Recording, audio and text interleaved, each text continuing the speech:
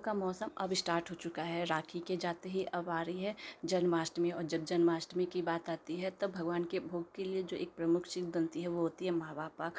तो भगवान श्री कृष्ण को मावा पाक बना के उनके भोग में ये चढ़ाई जाती है। तो आज की रेसिपी मैं आप लोग के साथ शेयर करने वाली हूँ मावा पाक की, जो कि हेल्दी तो है ही और बनाना भी नहीं, आसान तो नहीं कहेंगे, थोड़ी सी तो मेहनत है। मैं हमेशा आपको बोलती हूँ आसान है, आसान तो नहीं बोलते हैं, मेहनत है, थोड़ी सी मेहनत है इसमें। तो इसके लिए मावा पाक बनाने के लिए मैं एक नारियल ली हूँ। तो नारियल को मैं पूरा यूज़ नहीं करने वाली हूँ, आधे नारियल को मैं कद्दूकस कर लूँगी। आप चाहे ना तो इसको छील के भी, इसके छिलके हटा के भी आप कद्दूकस करें, या बिना छिलके भी कर सकते हैं। दोनों ही तरीके से ये बनता है, पर हमारे यहाँ जो ट्रेडिशनली बना है ना भगवान के प्रसाद के लिए, भोग के लिए, वो बिना छिले ही बनाते, इसलिए मैं इसे बिना छिले ही बनाती हूँ। और इसमें सारे ड्राई फ्रूट्स आते हैं, तो आप इसीलिए इसको मावा पाक भी बोलते हैं। तो इसलिए आपके पास जो भी ड्राई फ्रूट्स हो ना, आप उसे यूज़ कर सकते हैं। तो पहले हम नारियल को अच्छे से कद्दूकस कर लेंगे।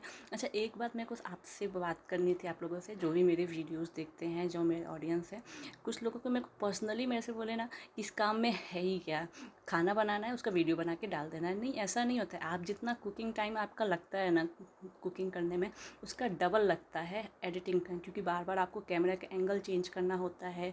फिर बाद में कुकिंग में अगर आधा घंटा का टाइम लगता है ना, तो आपको कुकिंग के साथ ब्लॉगिंग के में 1 घंटे का टाइम लगता है। फिर उसके बाद उसकी एडिटिंग करो, उसका वॉइस ओवर करो, बहुत टाइम लगता है। तो ऐसा नहीं है कि बहुत काम में कोई मेहनत नहीं, बस आराम से करना है।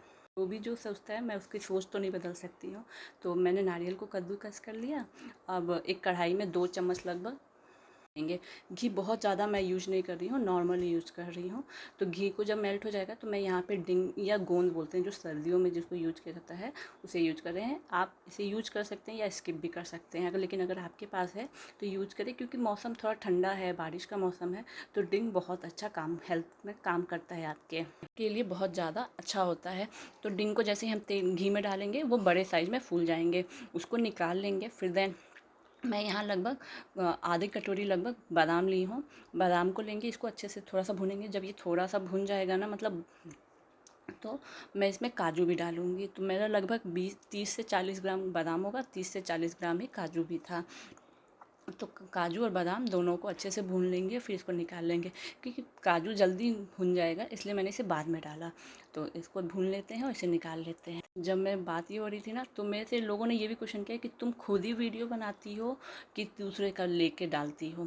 नहीं, मैं खुद ही वीडियो बनाती हूँ, खुद ही एडिटिंग भी करती हूँ, खुद ही वॉइस ओवर, सारा काम मेरा होता है। फेसबुक, इंस्टाग्राम, यूट्यूब, सारी जगह पे मैं खुद ही करती हूँ ये सब काम। मैं किसी की कोई वीडियो चोरी नहीं करती हूँ, ना लेती हूँ। सारा काम मेरा खुद का होता है। तो अगर आप लोगों के दिमाग में ये है तो प्लीज़ ऐसे नहीं सोचें, मेहनत मेरी है। तो मैंने काजू और बादाम को अच्छे से भून लिया। फिर उसके बाद लगभग 50 ग्राम लगभग मैंने मखाना लिया है। तो मखाना को भी अच्छे से भूनेंगे। खाना को मेरे को तब तक भूनना है जब तक कि अच्छे से क्रंची नहीं हो जाता। जैसे नॉर्मली हम मखाना खाने के लिए भूनते हैं ना, वैसा हमें भूनना है। तो पूरा अच्छे से क्रंची का हो जाएगा, तब तक भूनेंगे। और एक बार मखाना भुन जाएगा, फिर उसके बाद हम और बाकी का भी ड्राई फ्रूट्स भून लेंगे। तो ये देखिए मखाना अच्छे से क्रंची हो गया है, तो इसको निकाल लेते हैं। इसको निकाल लेंगे। फिर जो नारियल हमने रखा है ना कद्दूकस करके, उसको हमें भूनना है। तो नारियल को हमें तेल ज़्यादा घी में सबसे लास्ट में भून रहे हैं, क्योंकि नारियल खुद ही अपना तेल छोड़ता है। साथ में यहाँ पे थोड़ा सा किशमिश डाल रहे हैं और मगज डाल रहे हैं, यानी डाल रहे हैं। इनको अच्छे से भून लेंगे। और इनको अच्छे से, जब ये हल्का तेल छोड़ने लगेगा, हमें कलर नहीं चेंज करना है। और जितने भी ड्राई फ्रूट्स हमने भुने हैं ना, उनको सबको हमें लो टू मीडियम फ्लेम पे भूनना है, तेज़ आंच में बिल्कुल नहीं भूनना है। तो इनको भी अच्छे से भून लेते हैं। जब एक अच्छी हल्की खुशबू आ जाएगी तो अरे नारियल को भी निकाल लेंगे।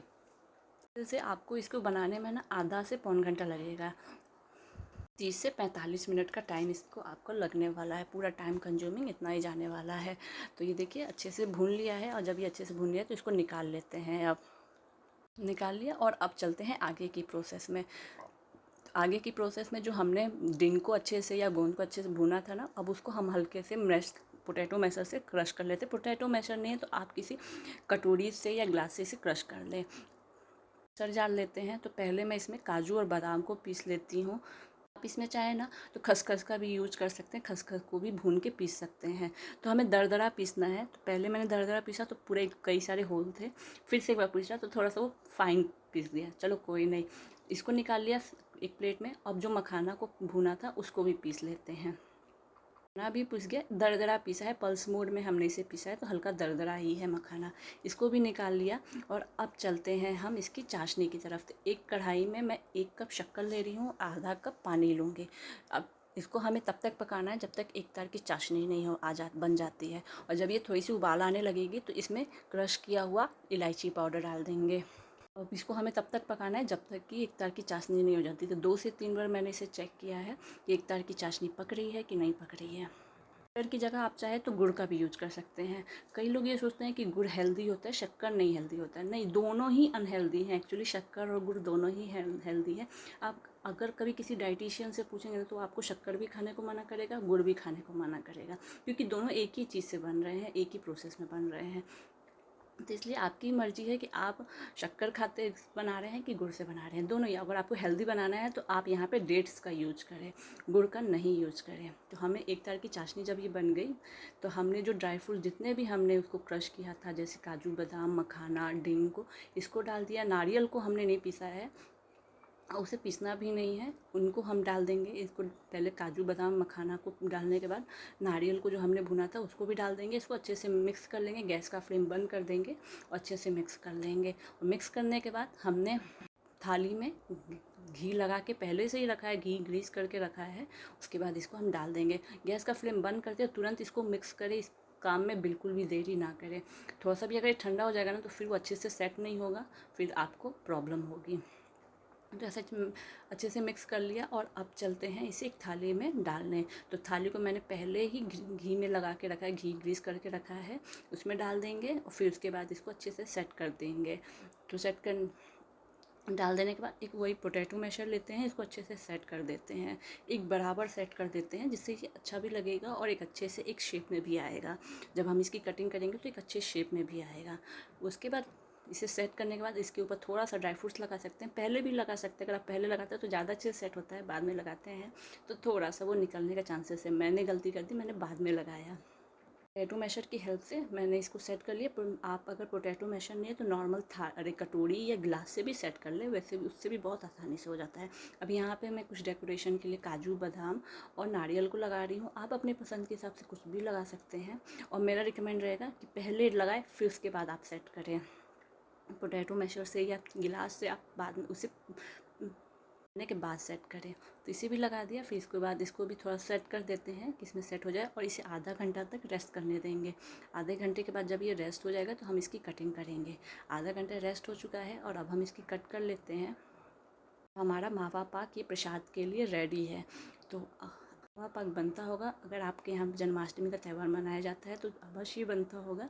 तो कैसा लगा है आपको ये वीडियो बताइएगा ज़रूर, और नए हैं तो सब्सक्राइब करिएगा, लाइक करिएगा, शेयर करिएगा। Thank you so much.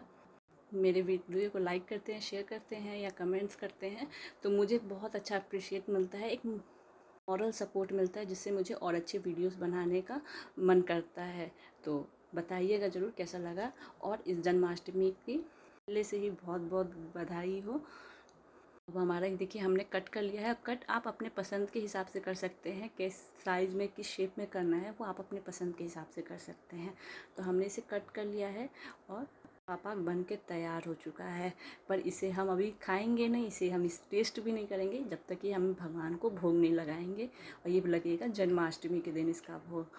तो अभी तो इसका लगता नहीं, बस अभी अब देख के हमें खुश होना है कि हमारा मावा पाक बन के तैयार हो चुका है। तो लीजिए, तैयार है हमारा मावा पाक। कैसा लगा है आपको बताइएगा ज़रूर। Thank you so much for watching my video.